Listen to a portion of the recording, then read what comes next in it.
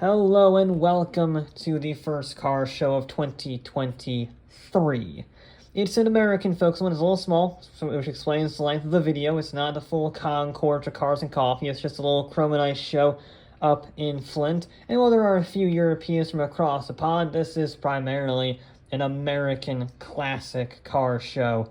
Although we do start out with trucks. We got a few really good-looking Chevys, especially this 46 Chevy pickup. I love the two-tone design on it.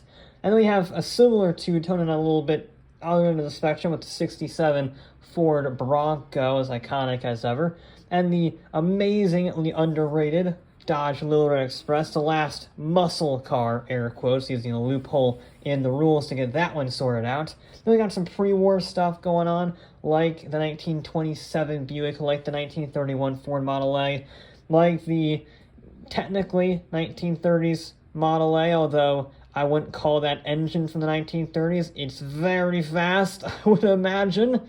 Not to be outdone, the 432 Coupe arrived in force with an engine attached to something and the biggest rear tires I've ever seen on a car. It's like the Bone Shaker in FH5. It's crazy. But I love me a doozy. The Duesenberg Model A was here, and it is gorgeous. It's such a great-looking car, great-looking roadster. Shame about the gray paint, but the body style more than makes up for it. And we also have a bunch of post-war dragsters. Obviously, we have a bunch of vehicles lying around after the war. A bunch of GIs want to have some fun, so they make a bunch of dragsters out of Willys Jeeps and Bantams and Ford 39 Coupes. They're absolutely amazing. And this, air quotes, Bel Air is probably really fast considering they have straps for the engine.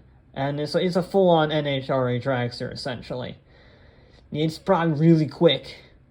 But after the war, obviously, a lot of manufacturing continued as the war production gradually went on to a civilian production with the Studebaker, with the Plymouth P15, and then later the muscle cars that we'll get into in more depth, like the Roadrunner and this amazing Restro Mod Barracuda E-Body.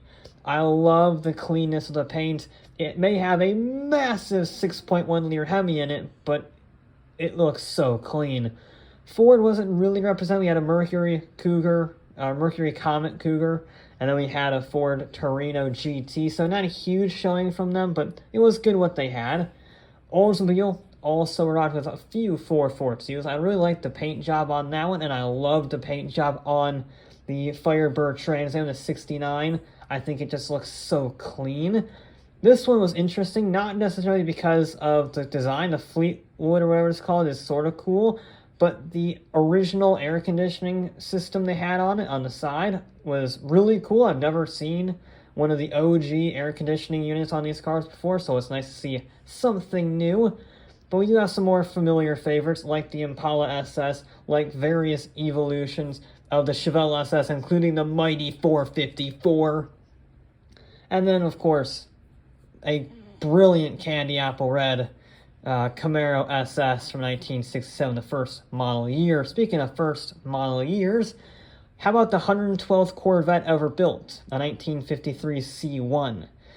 Yeah, one of the first 300 hand-built Corvettes ever made, which is in perfect pairing with the 70th anniversary 2023 C8 Corvette parked right next to it, so good symmetry there. And this is also going to show us moving on to more modern vehicles with the C8, with the CT5V Blackwing.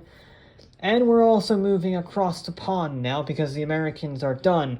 We do have a random Evo. An Evo showed up. I don't know why. There was a random Evo 8 here, but, you know, it's kind of interesting seeing a random Evo in a classic muscle car festival. Then we had the exotics. That was the theme this year. So we had a McLaren 12C, which is kind of cool. I do like the carbon fiber hood with the P1 style vents, but really the 720S in very vivid green was far better than the MP4-12C, if nothing else to name. It's just easier to say. Then we had some classics like the E-Type Coupe. Brilliant looking car, again in nice shiny red. We had a Rolls-Royce. I think this is a Phantom 3.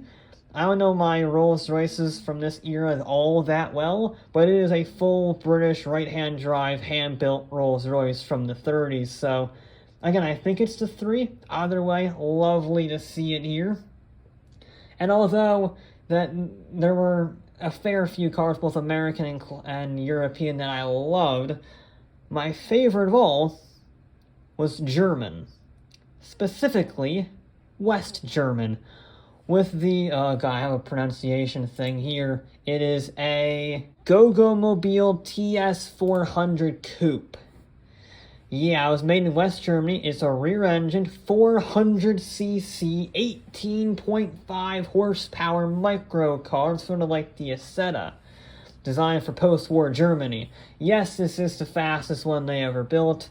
Yes, it is kind of awful, but you know me, I like cars that are different, and I've never seen one of these before, so obviously it's going to be my favorite. But that will be it, and I cannot wait for the season to begin.